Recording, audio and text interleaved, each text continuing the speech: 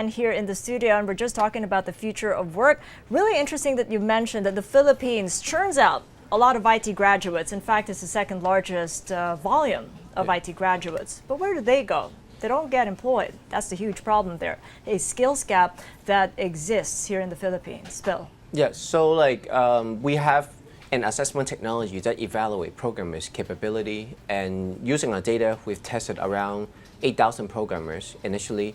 What we found out is around 90% of IT graduates are unhireable. And but I find it interesting because Philippines is the world's #2 IT outsourcing destination behind India. So 14% of the world's IT outsourcing work is done here. But the country is only realizing 10% of its potential. Why is that? What happened there? Where did the disconnect happen? Is it because we didn't catch on to the needs of the industry? What are you finding from StackTrack? So I sat in around 200, I knock on 200 school doors, just learn about the education problem. Across the Philippines. Across the Philippines. And what we realize is actually a lot of programming instructors' quality is not very good. Because the reality is, if you're a good programmer, you're not going to teach in schools. You're going to work in tech industries for 5-6 times higher salaries.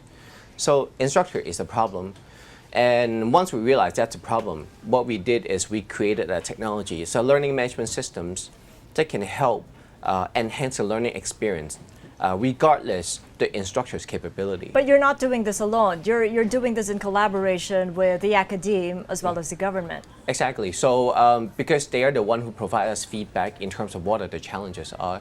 And the government is actually very helpful as well to help us remove red tapes, to help us integrate our technology. Such as? I mean, what sort of red tape did you face and the government's helped you on? Yeah, so because I think a lot of instructors, sometimes they feel like we're like a threat to try to displace them and render them unemployed.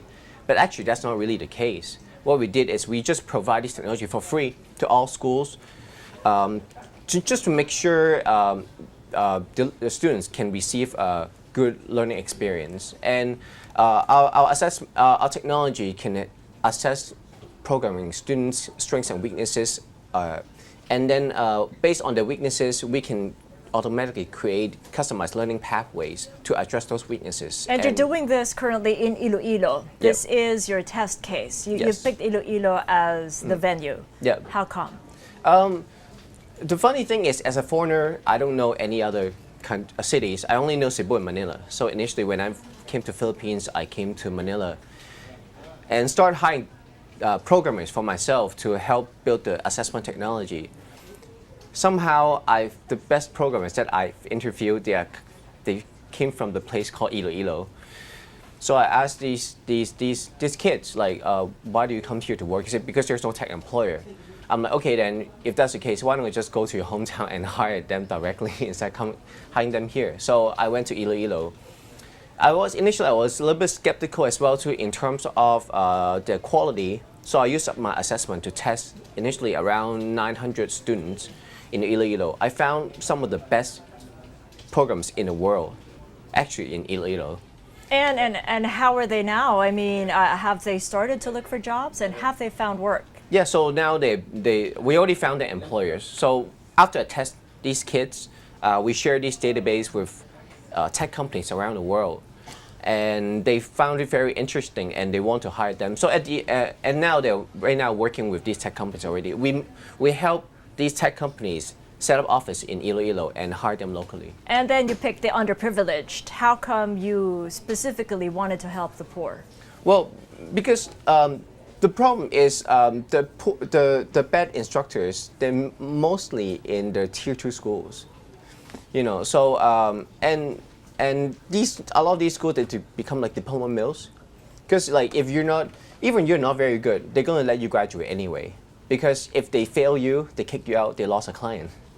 Right? So regardless, they're gonna let you pass and then eventually graduated. The parents save up all the money to send their kids to schools.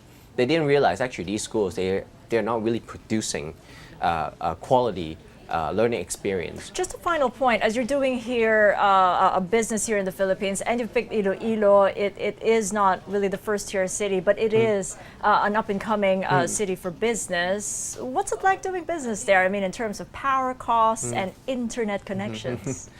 So far, the infrastructure is okay. Actually, the airport is actually pretty good as well too. And honestly, for foreign companies, they don't really care where their office is located, because they don't actually come here often. As long as we help them set up the operations, they're okay. So hopefully, what we do is we can create tech hubs across the Philippines by testing programming students in different cities, and then sharing these data with international tech employers.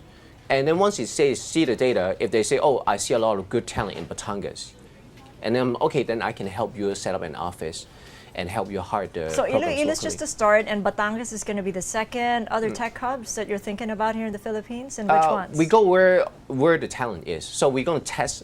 So the hope is we're going to test all the programmers across the entire Philippines. And then we, based on data, we look at where the talent are concentrated, and then we're going to set up offices there to help, and then help to find jobs, help the developers find jobs there. All right, well, keep us up to speed on the job hunt. Thank you so much for joining us, Bill Yuen, Stack Trek here in Quezon City.